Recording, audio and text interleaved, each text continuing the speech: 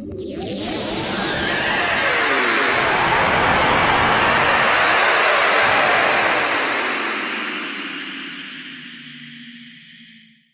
everyone, this is an Angus production, and today I am discussing the event of the zombie apocalypse.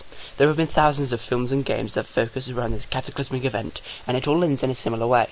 A few people survive and rebuild what they've lost. Now what I'm bringing forth to you is a thought that if there was going to be a real zombie apocalypse, then we should really consider not one, but two or more outbreaks happening at the same time.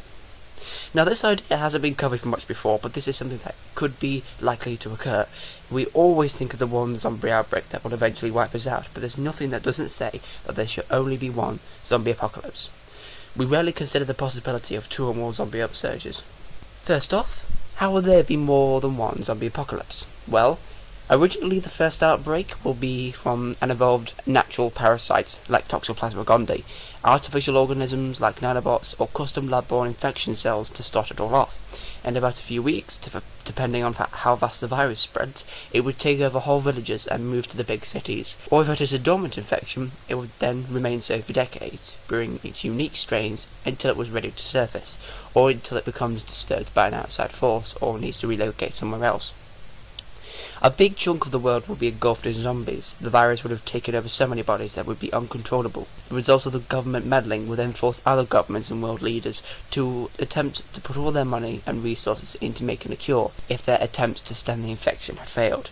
All high-ranking personnel would be set on making this cure, unaware of its side effects. This then creates a unique strain within the captured turn host that has been injected with the cure and births an organism with upgraded features. After that, there will be a cleansing stage to get rid of all infected off the planet, and by then the virus would be on a rampage, consuming and reproducing anything it could acquire.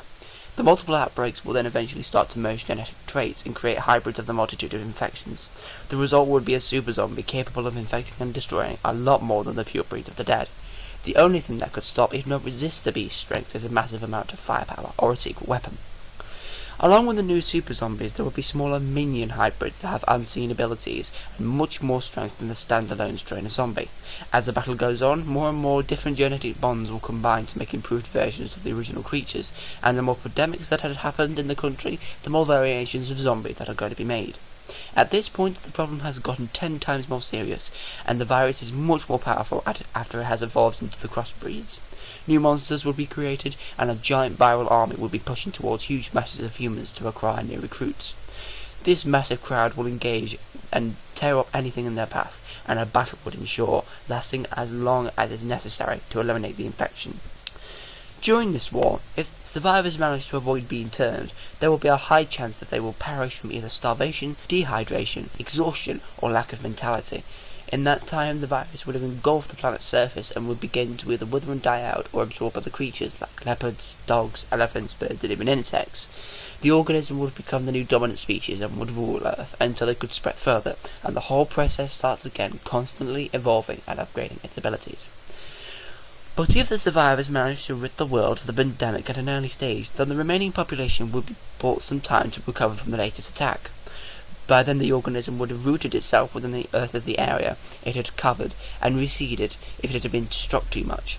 Depending on how intelligent it is, it could develop itself in secret while the humans sought some time to repair and fortify.